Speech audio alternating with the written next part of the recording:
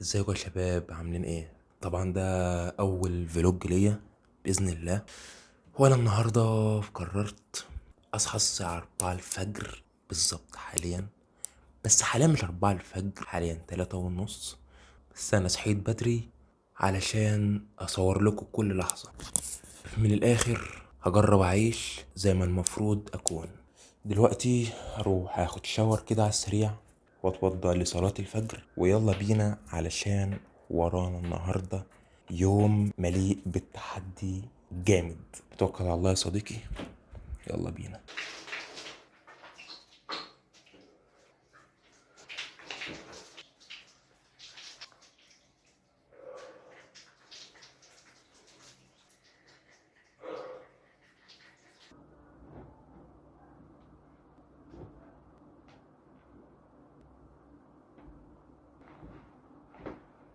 اللي بيظبط فجره بيظبط يومه كله، صدقني دي مش مبالغة ابدا.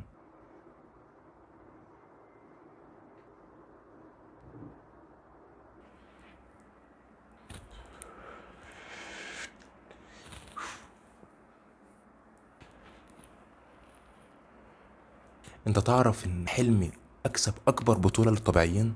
يعني مش دلوقتي، يعني لسه بدري شوية، بس بإذن الله هقدر. ادعي لي انت بس وانا بإذن الله هعملها.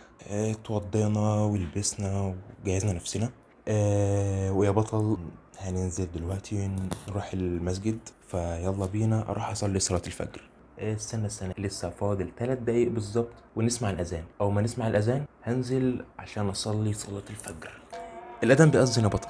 هنروح دلوقتي نصلي وبعدين نيجي علشان لسه ورانا يوم كبير في مكان كبير في تحدي كبير. يلا يا بطل.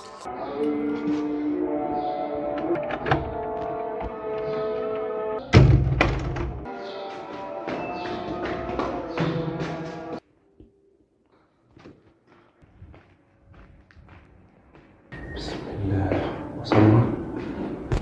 بسم الله الرحمن الرحيم. كما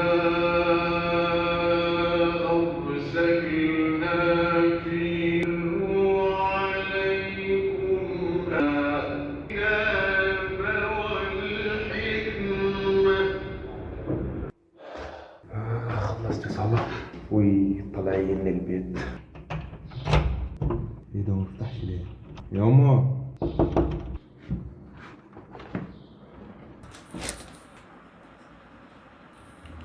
قبل ما نجهز نفسنا عشان نروح التحدي بتاع النهارده، خلينا نعمل تشيك كده على السريع على فيديو بعمله. هو اوريدي نزل. تعالوا بقول لكم التحدي النهارده هيبقى عباره عن ايه.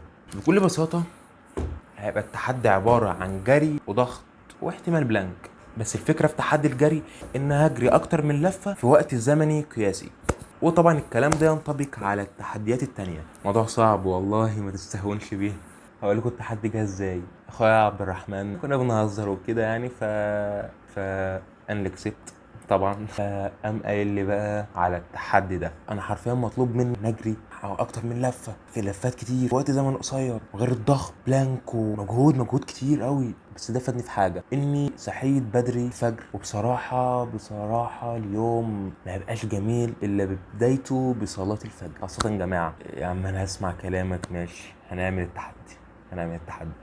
يلا بينا نقوم نشرب كوبايه قهوه، ناكل بطاطس مسلوقه مش متحمره. يا انت عارفك عارفك تاكل بطاطس محمره. لا ابعد بص ابعد عن الكلام ده خالص. ابعد يا اسطى، ابعد. سيبه يا اسطى البطاطس المتحمره يا اسطى، سيبها يا اسطى بجد. يا اسطى بطاطس محمره تبني لك يا اسطى دهون يا اسطى. كل بطاطس مسلوقه اي نعم طعمها ما يتقبلش خالص ومش بحبها ووحشه خالص، بس كلها يا اسطى كلها مفيده يا جدع. ماشي. يلا بينا نقوم نجهز بطاطس وكوبايه قهوه وبس. يلا بينا جدعان. انا مش بس لاعب كمال اجسام، انا عندي مهمه مدفونه برضو. انا الشيف براك. شويه كده وارجع لها.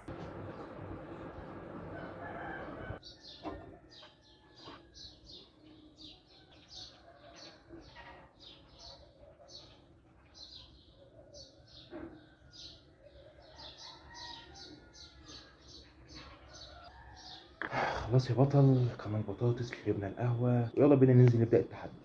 وانا في السكة بفكر، هل فعلا التغيير محتاج حاجات ولا بس محتاج قرار؟ فكر فيها كده. التحدي بسيط لكن مرعب. لا هو مش بسيط ولا حاجة، انا بكذب والله، انا بكذب فعلا. تحدي نجري 10 لفات في اقل من 5 دقايق. الله اقدر اعمل كده؟ تعال نشوف. بقى نبدأ بداية اللفة من انهي حتة بالظبط.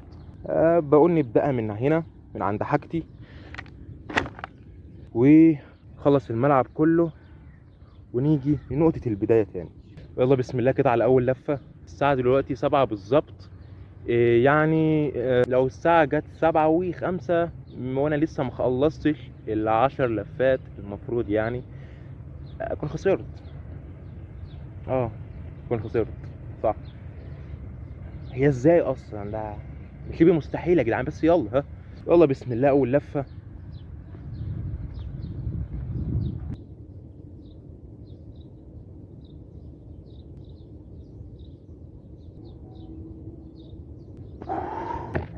أول لفة خلصت، خش على تاني لفة.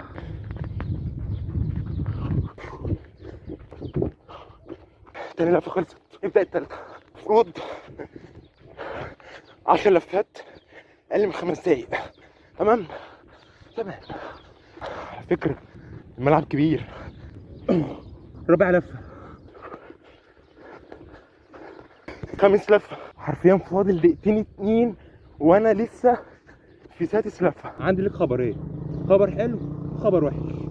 نبدأ بالخبر الحلو. الخبر الحلو إن تميت ال10 لفات. خبر الوحش إن ما قعدتش 5 دقايق، قعدت 10 دقايق، يعني كل لفة بدقيقة. خسرنا أول تحدي. 1 minute ونخش على تاني تحدي، وهو الضغط. كل خطوة بتهرب بقى من الكسل قربتك خطوة من اللي نفسك توصل له. نخش على التحدي التاني، هو الضغط. العبه بقى ازاي؟ العب 100 عدة ضغط على 3 جولات بس، والتحدي هو ان لو ما جبتش ال100 عدة ضغط في ال3 جولات وما عرفتش اجيب ال100 عدة وزودت عن ال3 جولات كده انا خسرت. فيلا بينا نشوف هنعرف ولا لا. اول جولة يا رب.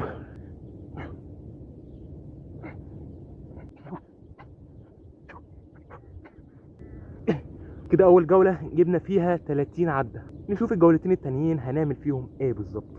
يلا يا بطل، هنلعب تاني جولة في الضغط ونشوف هنجيب فيها كام.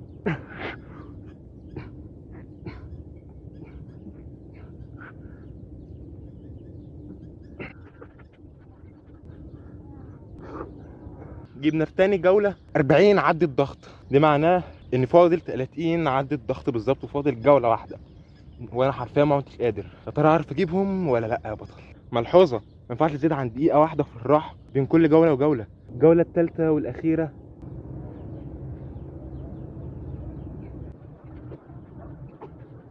98 99 100. كسبت يا جدعان، كسبت 100 عدة ضغط في 3 جولات. كده أول تحدي 0، تاني تحدي كسبته، فاضل تالت تحدي والأخير بلانك، ورب أكسبه عشان يبقى 2-0. بمناسبة إن أنا كسبت في التحدي التاني، أحب أقول لك إن التعب الحقيقي مش في التمرين، التعب في إنك تقوم أصلا وتلتزم. تعال نشوف تمرين البلانك. بكل بساطة تحدي تمرين البلانك ان العب لمدة دقيقة واحدة بس. طبعا الناس اللي عارفة البلانك عارفة ان كل ثانية لها قيمة كبيرة. بدي نعمل وقت على دقيقة ونشوف اقدر اجيب الدقيقة ولا لا. يلا بينا.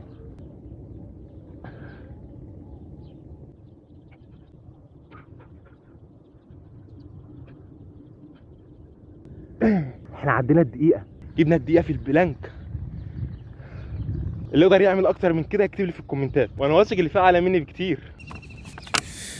العقل البشري بيتعود على اي حاجه بعد 21 يوم بالظبط. يعني لو بدات من النهارده انك تصحى بدري، جسمك هيتعود عليه بعد كده ان هو شيء طبيعي جدا، وكل عاده بتبنيها بتبني بيها نسخه منك اقوى بكتير. وبس كده فيديو النهارده والتحدي خلص. بجد من كل قلبي والله. هكون مبسوط جدا لو انتوا استفدتوا، او على الاقل شخص واحد بس استفاد. بجد مش متخيلين ازاي انا حرفيا هبقى سعيد جدا لو على الاقل واحد استفاد من اي حاجه في خلال اليوم ده.